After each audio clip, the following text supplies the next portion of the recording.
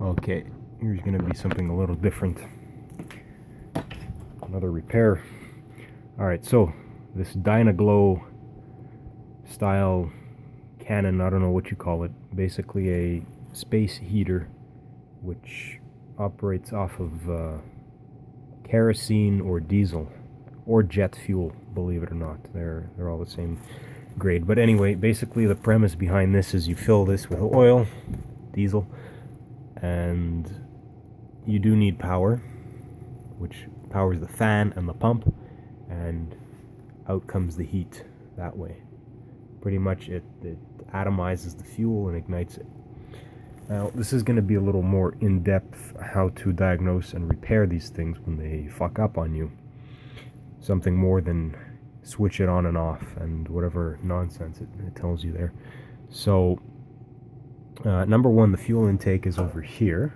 You can see this pipe coming down, and the pump is at the back, powered by the same motor that powers the fan. To disrobe this thing, it's fairly simple. A couple of screws over here, and then you remove the top cover, and you can see this one is really dusty. It was probably used on a construction site or something. This here is the chamber. Not too much exciting stuff over there. I've already removed the orifice, which looks something like this. So the orifice is here, this brass nozzle, which is what sprays out the fuel. And we have two connections at the bottom here. One is going down into the fuel tank, which is this line over here. And then the other is this one here, which runs to the back where the pump is. I'll show you that in a second. And basically this guy just twist locks into here. And then here we have the two probes for the ignition, which spark. You can see these big, thick, high voltage cables. And that guy sits right in here. And this secures to the gas orifice. So basically, this guy is a twist lock, and then just one screw on the back here to remove this assembly, and then it becomes free. So you obviously want to check and make sure this guy is not clogged. It shouldn't, because the air is blowing that way against it. There should be nothing coming back that way. It can be that your fuel line is clogged, where the pump is. The other thing we have here is a photo cell in this rubber condom over here. So you can take that guy out and check him. And then we have a thermal limit switch over here. These guys are notorious for going bad. I will get one on the bench here and I'll show you how to test them. Okay, so this is what the limit switch looks like. Obviously, if you're replacing that, you want to make sure you get one of the correct value. The simple way to test these is you just put your multimeter across here on continuity, or you can just make a simple circuit with a battery and an LED and make sure you're getting continuity across there. There's two dissimilar metals inside here which separate when this thing reaches its limit. It's usually marked on there, or you can Google the part number and find out what its set temperature is. And then once it cools off, it resets. Some of them you'll see they have a little button on them where they have to manually be reset. But these do go bad and do need to be replaced. So check that with your multimeter, or make a simple circuit to test for continuity. If you're not getting continuity across here, which is to say this thing's broken somehow, you just throw it out and replace it. You can temporarily bypass it by just connecting the two wires. So say your limit switch is bad here, you can just unplug these two terminals and connect them together if you need to get this thing started in an emergency. However, you are bypassing that safety mechanism, so if there's a fire in there, it's not going to trip, the whole thing's going to go off. Again, your photocell can become dirty. There's basically two screws here to get this guy off, and then it comes out. This, I don't think it slips out of here. I tried, it doesn't come out. You may have to wiggle it, but I think you can just slip the rubber out. So you want to make sure that the eye on that photocell isn't dirty, and I believe that operates as a simple flame sensor. Looking down at the board here, another simple thing you want to look at is the fuse right there. Again, you can take the fuse out, check it for continuity, but you can pretty much see if it's blown or not. However, if you're plugging it in and you're getting zero power, you know it's obviously the fuse. On the board here, not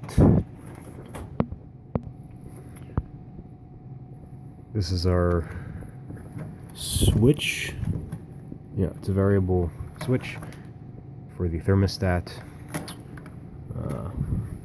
Tiny LED, a plastic cover. Here's the microcontroller.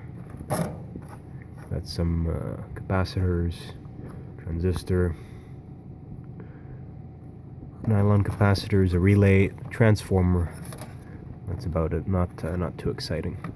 Our master on-off switch, and you'll see that this is the second fuel line that goes to the pump that runs back here and underneath. And this is an interesting pump. Basically, what we have here is two sides to it. This is the air intake by the sponge.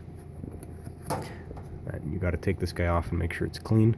And then here are what appear to be the intake holes. Now, you should be getting a pressure on this gauge when it's operating.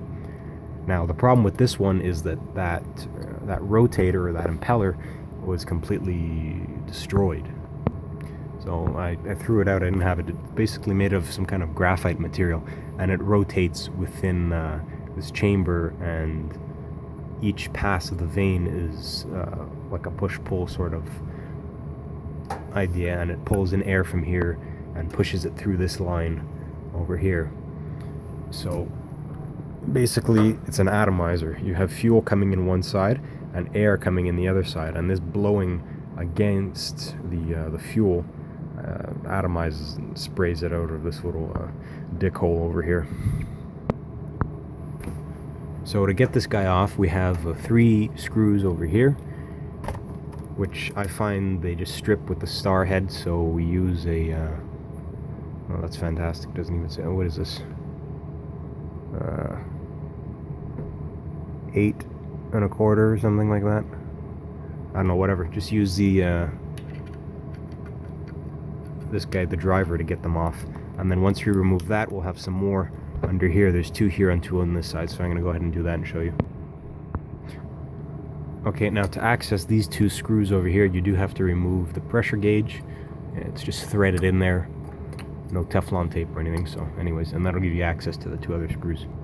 Okay, so now we can pull this guy off, and you can see there's another gasket over here with a sort of filter here, which is saturated in fuel. I don't know if that's supposed to be like that, but that tells me fuel is passing through here somehow. And you can see it's all dirty from that graphite impeller being shredded up.